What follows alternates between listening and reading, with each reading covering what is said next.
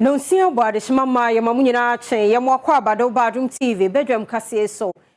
ensama sie na braso sa wutibie ne na ni teko tegwase de nkranhye sama enenso ode amaye yeda na se echena de pachi enso ode foforo beba na no pay kase no nsama etodwa wo mu bi ya wo beti ni school feeding caterers enra wo mo ekobo won sese emiamia hodo etwempanifo adwesi wo sika bi aye tete no wo mo ebonyo so nti yede sansam ni nchiremu no ebebramo make sense so adwumayefo be 600 oye adwuma o cashew nut production company bi so aye ye kire ede asama eno ne nsem bi na no pay me de bro sa Adom TV Badwam kase oba Facebook/Adom TV akase no ho Go TV 176 DSTV 280 midin afia amankwa tamaklo afia ni die kwan so tie se den nsem no enchiremu ankasa etie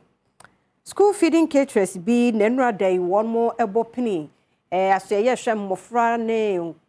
abatan eyedie hu nsam so ko miamia hodo se yetete wo mu sika bi a wo bonyo so se wo sese sika ne nchiremu ba na omunya wo made e na fenso aduane no sika na yede ma akora bi aduane no ehwadodo enu wansi dimpo wo mo hawo Adom kase de akire etwa so ya me ba falete bra abeto sene papa ade ti aka na ka fo gina me so ne abefama kotum Badwam ti go that says 3 days na me baba ese nkola nketwa na ma be yi me baba ya kola nketwa o gina na be yi oturi bodom sika na de obese ma me ni begu ase na be yi me si e chi mi tu mani me na ma ja school ti fie ade me na ma ja school ta fo mi na me jo wa mo o ma ja school ti fie se sei ade aye hu ewo mu ne sei anhwe yi a school feeding caterers wonum be jai aduane a wono ama enkodai esan ye ka wonum edie nti the buyer to our ultimate surprise me school yati me 10,000 and when I'm afraid madam Juliana Kujo ebisa ne say na also de ekosi saying osi yati me 15,000 ofre we ya 20,000 ya mami bako na mukwan so ba 30,000 5,000 na ye caterers of 10,000 estimate of caterers across board Ghana ye 10,000 na se wuti caterer bia 5,000 across board for the 10,000 caterers you can imagine a here eba obini pocket onom e de ato mampani adodankwa akufu ado animu say se wo hwe na se na ban no entumi emma wonum sika entoa so no aduane man koda ne dia ene adwumadie no wontwam yes 31st term yi yenim say ye be increase ye sika na maye na chesa akora 97 pesos ye fa nto aduane nti ye hwe anim say ombetuma maye ya start aduane no ano ye bia school 18th January epepem sabre se si aduane no ye gusu no na mum yenim sika abane de maye se akora bia ebia ne sika ye 2 cedis ana 3 cedis ana 4 cedis ne anu ane se 97 pesos no ene ye gusu de no ana wonum de atudwa say wonsam a wodi atudwa nyina no se mpanyinfo anhwe ampe ho asem anka de a enya pekete ne nko a ene wobe na emum wonum bedwa won ho e de wonum wadegya mu ebeye oye kire e wo man yi mu enya ban na boy besia maslo kokura ban yo ma jeje hwia mayen ya ne eku ye ho ne ye edwuma ye wi a mami e friend Mrs. Kwasiga no onu obu ye se ye nya obia enti ye ka bibia ontie on resigning on free system ni mu kra enya sa the next show boy ya beba no onu anka so be hu se emma no ya santoa oka hu ne age Ghana disi wo ye ni abre pa dimpo mai mi pipeni mi ni o menyina ni mi wan sidimpo sei mi nyaaye se won wan sidimpo mi nya den mi nyaaye management so enwo no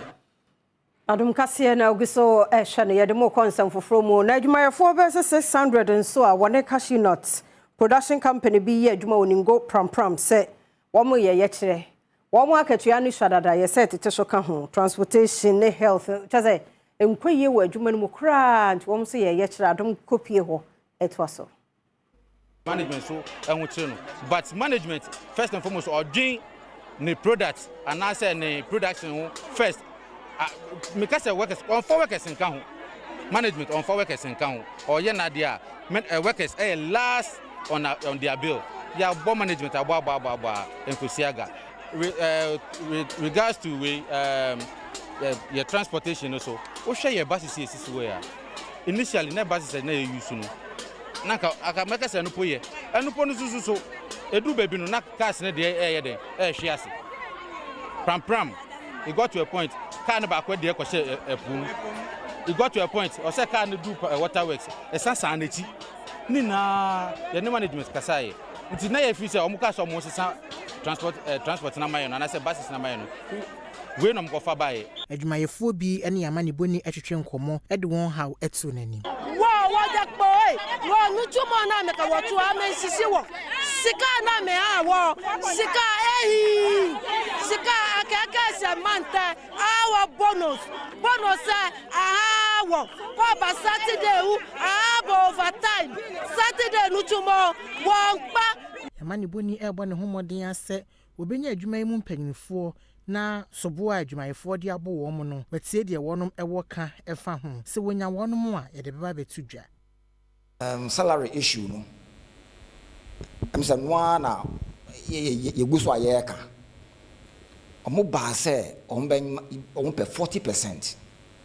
ye share mo no ICU ni local union ye guso aye negotiation management say obetimi ama 25% looking at the Nahonding. I believe that this is the highest that the company has given in its existence. About Adrianino, so Adrianino, and once some say Adrianino a problem because. Osrani dada commando Samuel Redu enim ene ne wo bisa aban no se no kwaridie no a na ehyemu wo pensioners bondholders emu no ewo he aban na to atwene enu nti ene nei sa debt exchange program yi wo pensioners fo sika no wo pese wo de eye de ode ye no efi se wo kọ wo mo terms ni mu a na wo ho se no kwaridie eyade aban no entoto no ase ne nso ede isre ni dada isusu sa ban no watoto sa no kwaridie no a ehye bondholders no emu no watoto na se oni Adom TV kase ene di nkomoyi after 38 years sika kakra nyaaye no enka metimi akututu fom na me di ahye ho nanso bible kire yen say the worst thing to do enti after this allegiance I must swear to the President and Commander-in-Chief of the Armed Forces of the Republic of Ghana. Now, a bedu sa time, you see the agreement now, when a bina is going to be very dark. Nature said, "Nukwai ama amamu yankamu nukwai anchirem." Enwechi enenipa oboabo adoma no Emma Pensioner Bondholders Forum Dr. Edwana ne entry editu dwase womo de wogidi se ayire so pai so a aban ebeti won sufre no ayi womo every debt exchange program no emu se aban pese da bia ye ba ha na don hwire a ye beba don hwire bia ye beba biti wa ha sa na ban pa ye beba da bia don hwire wa ha eno krampo na esa minister no se ya krosu enti ne den a wo ye ne sen first no dey na adwin say we are one prince wa ye mu bi e ba behim say eno atwam we ye den a ye memehim nti ya den na wo exempt yen ene na enipakuo bi nso a wo mo ka individual bondholders no ho no wo ma trenkrata e de akoma Ghana Police Service so wo ma won kwan na wontimi nkobo won sesen wo Ministry of Finance na ni nyina no ejina se one more bond sika no a mature nti also wo mugi so mfa so a ban ne mfa ma wo mo no e wo so wo mo kotena Ministry of Finance ho nti no so oni Adom kase edi nkomoyi 20th February to 24 February yeah oye kire kakra e wa Independence Square ya pesa aban hu se bonds na e wo sa aban tu aka na eduru sa aban tu aka ontu aka no ya pesa ye hu dede because aban share en bo se bonds na ekura ye no ni nyina eduru sa aban tu a aban be di so nti e ba ne say na we on the 6th of February 4.2 billion of the bonds matured aban entu ya enka nti anka finance minister want me drop it 2 lines kra individual bond holders whose bonds matured on the 6th of February oh mpamacho mama me 1 week you bet you on this and this date one ka hwe ankyere. Dr. Joel Akwete and Badwam ano Emma individual bondholders. Do the two just what the four some de tosun sia and our bond sika eso ye wasenka aban etua Emma woman enso aban etwi ne ya wo meka hwe enkyere wo mo enunti na sisi wo pese oyoye kyere Emma aban ehunu se wani abre. And registered members more than 500. That's for the Individual Bondholders Association of Ghana. Now ye kabom with IBF. That's the Individual Bondholders Forum. No, you brought 1,000 individual bondholders. Currently on my website, I combine it's about 350,000 plus. Time as well so much ayen. Inti ye jina ye krata ye krano the bond documents no, and we're requesting our payments. That's all. Yeah, one more salam down. Nadia. Penifon pebe before from one more and na woman chain Emma France say so yiri ebe say japade de abusia bi call ye no ensamba na odo na fo de wo mo sre eye kwole cloth assembly no say odo no mum wo mo mra matimo se be ye nsuo to a ebenya ba bi afako ibi den me pebi because obi amani esen obi fira no odan ra no onka say atoye nchem say ato to wonje ne sika obeje enti tinaya metana me sumbi ni pedan tinyame ya me adom na ene china me nya ameko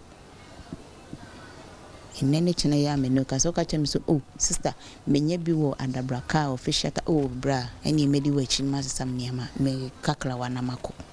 ye free asalam down ye de ni eche odona ehon susu no manfo etiti ho no wo mo de tudwa se wo mo de wo mo nya ahoboa se wo mo etu afi ho nanso de wo mo hwe anim efri eye kole cloth assembly nenim se wo mo de mfidie ebegu eye gata nim no wo mo atetim e de ama se kole no big drain no normally senso no tokesi a efri abre ni nyama no higher na efa nti ya ye benu no eye sana se pressure no was bam bebra e na ebugu eso wa ha because we no gata na aye no even though it carries the water from this yard no e core say we bana say onya chance in remua na che say be block na che say so no e be recede back me say na bona ma say ma bo chefs nyama essence be say no na ma pack akosoro na na glass don't mean packing koso e den anso no ba e be bon pese gota ne mboa na enyema we enam so ama Adom News ye ne municipal chief executive for Kole Cloth ni ejetewia ekotwetwe nkomo ebisa se die na assembly ni so edi gu akwam edi aboa o manfo yi. This week we are creating awareness, more awareness as to the things so that community can support. And now I say, we started dredging of the Cloth Lagoon. It was successful because yatumia mansun bibri our community atumia into the sea. And all this that we are doing, it will be free flowing into the sea. True. Nananum empenifo ne adehye wo SEHWI KWASIKROM ene ne mpotamu abontrene sagalamsefo de wono mu bechi ayam so pa wonnim na abakro no mu be se obe galamse no de wono bedi na we no sese bambofo amma ameboban wo hode a de besi penifo ni Adom TV edin komoi bukabo man sensu na se na de tifu bukabo fuchiro ho yetu ya na mako bukabo edi ya se koto obodi se ye no mo na ebo hye ye ho sensu na obo se na fio mu fuchiro ho nti ye mpasem ti omma munyai esi sabre omo afiye de se ababi adwu na ko adwu ne se agp se ye sra no se o man ne memma me kan ho na sa akrofo na omo sesi no yam tro omo na emfa koma court na so twe e wo ho no emfata court fa bobo na mom ye de yasem fa sa agp so na ya nyam ya bi afu ha e de be ma ganafo enkase ye de mra akra ensem ye o mra ti o ha bobo twoboi ye ne bokabofo de akosia ni manfo bi a woni amane boni etwetwe nkomo no ekire kwan ahodo a galamse no yoye no enam so ha wonu madwene ensuo no first ye di dware ye nom ye de ye bibia na so si ade ohoro nsakra wawu si ontimi fa ohoro so ontimi fa nye bibia so na da ho si ontimi te se gota bi mu nso so obi kra be gina ho se yesu no a wo ye hoho a wonyi ni Galana be say nsu koko kura won't be serving for ngusu. First fire dry it me ko yi nam ebe aduane so ne won't be mfa anye hwi. Udra no kura wutu kura enye ye. O be say nsu na mayen. Obunu e wo nsu no ho nyina. Di nsu no da ho. Se nyanya me ye ya dom ma be to wisi nsu to ya. Ka nsu na we kura de ye be sa no kura ne bi ni ho. Se de no mo aye nsu na fa ntuntum nsa no.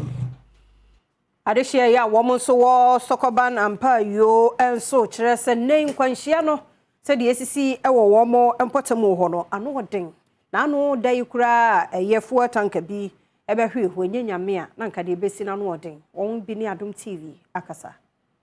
ehu de bi bo me esan se matalia mi shekura minim se mi shata mi peja matalia ni nyina na mi dimirika na mampeyo minim se mapeja mata Mama sewa apam niema wo ha emfrihia du emienu nie wo kirema time na kwan no enye se ni de na accident ni once na ye rough road tina ebi wo ane ye omo tight mi pan ni ade by say accident a ehu se de na ye hu bi da bet omo start ye kwan no car ni bi ba speed omo de ba no ebi wo a be sha kwa me yam timi hye me na pia be gina ha na ebi wo ha akohye ha ene e de bi se ebi free here ba na akohye sa akwesmeta gata ne ho no aha ti yeti ha ehu aha yeti de ehu pa akwesmeta works eho ana afia sapon eye adwuma wode ato edwa se wo ho bi wa ka ne fe ba speed no de no onto ne boase obenwan se wo ba beti se bi adede bo na akobo no bo ba na esi bo wan se akobo nti akwanhia de ha de yetasi pa me hu ni se e bi a bompin bi ana se notice bi wa ha ebe ma obi ehu se ebia oba obehu se bia notice be wa ntimi du ha wo se meto me boas dia nkam se be bo na se speed bumps bi wo ho anka me fi se be bo aha ene bia gas tanker no ebenya akwanhia no ofimachi sei ana eba ene se eto na de ne be hya ha amo pem wa ekowi ase no eja etomu se wotie ensem amanfo omo ha eka akwanhia ensi wa ha kra ye kwan be ye aduonu 20 ana akoso ha enam se careful na wa ha say no very sharp bedwaba owura kodwoboaten akirema contractor ne ye adwuma no ye besusu se kasa moba na ewo ho moba bi ni containers bi ewa no na se ho ne de ko obie ekwan ni mo ye den ekoho ne ma careful na ewo ho no esusu ya kaisi bi esi asese ai kaisi bi esisi won e accident na nya na ni wurafo ni ntimi emefefa wo ma de nya de enko entike ye de besre say no contractor no onye handover ma feeder roads eti omo no ye consultant ma road ne de ko mbetimi aba ye hu bibi na ka Kofi Job emie ho no entum ye ebeboa ama sa nkwanhia esisi wo ekwan su bebrebe no eto atwa